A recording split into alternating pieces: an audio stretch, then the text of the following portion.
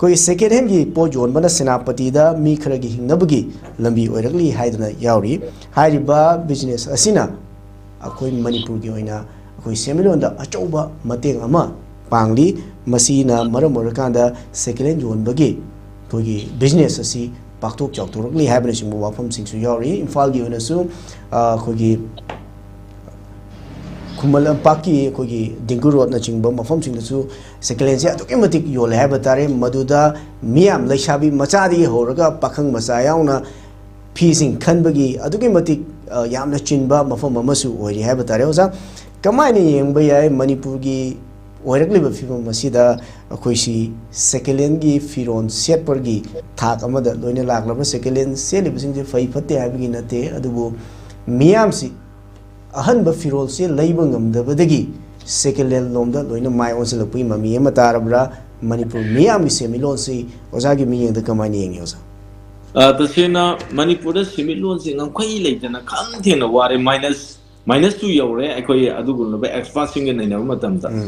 -2 हाइसे 0 दगी -1 अमदी -2 हाइना खाइदरी अदु ओइबा तारगदी मसि सेमिलोन फगननब होनबा तंगाइ फदे अदु निंगथम थागी उन खांगनब आइंगबु खांगनब होनबदा नियोबा अखोयसे माइ प्रोटेक्ट तौननबगी पि तंगाइ फदन फुरित फिरोनजे तंगाइ फदे अदु ओइ तारगदी मागी लेजरिबा पैसा खरदुना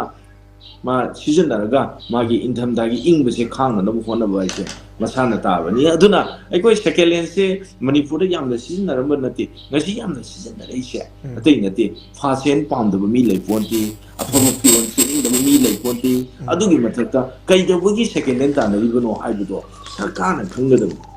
खुदिंमक्से सरकार सिदा लेबा मियांगी मिहुतसिंग असे मसी नुंगाइननब याइफननब डेवलप तौननबगी नमकता मियांना पाउखलोइना थागिबनेबा पाउखलोइना थाइबा मीसिंग असिना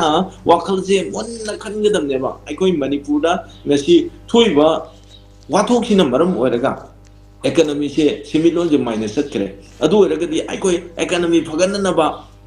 अदुगा वाथोक्से सोल्यूशन पुरंगनबा अदुगा अखोय रिलीफ कैम्प दा लेरिबा आईडीपी सिंजे मयुमदा हजननबा मसी मखोयगी ओइबा थबुक थौरम ओइगदबनी हाइबो वाफम अजिनी अखोय प्रजाना चलगा दिल्ली दा कमाय तौना स्कीम तानरुगदगी मरी लेनबसिंदा कमा करी हाइरुगदगेबा मखोयदी मियांगी मिहुनी मखोयदी अथॉरिटी नि मखोयना तौगदबनी हाइबो अदुना मसी मणिपुर दा असुक यामने इंगब मतम जिदैसिदा मियाम से सेकेंड हैंड पामबनते यादबदगी सेकेंड हैंड लिटबनी अदुना सेकेंड हैंड सिंचे मरांग काइना लाइबिसिंग असे मणिपुर से अंगक फंगना माइनस चले सेमिलोन दा -2 यौरे हाइबदुनी अदुना अखोय यारिगे अखोय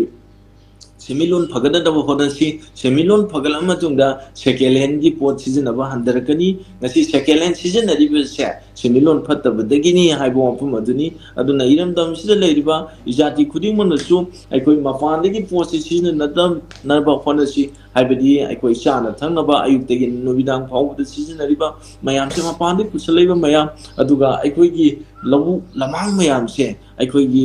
अखोय ngasi लवो अमुंगना लोइसनबसे अखोय हंगाम मरु थादना हवाई थादना आलू थादना अखोय चाबदसु मिपान तांगदबु ओइननबा सेटबदसु मिपान तांगदबु ओइननबा हेलुम हेंड्रीक्राफ्ट चावखननबा अखोय लेरिबा मयाम से कमाई कमाई तौना स्कीम मयाम लोथरगा मखोयदा गवर्नमेंट की ओइबा सब्सिडी पीरगा तौनिंगिबा मी हौगललिबा यूथ सिंग मसिंगी स्टार्टअप तौविदना मखोयगी ओइबा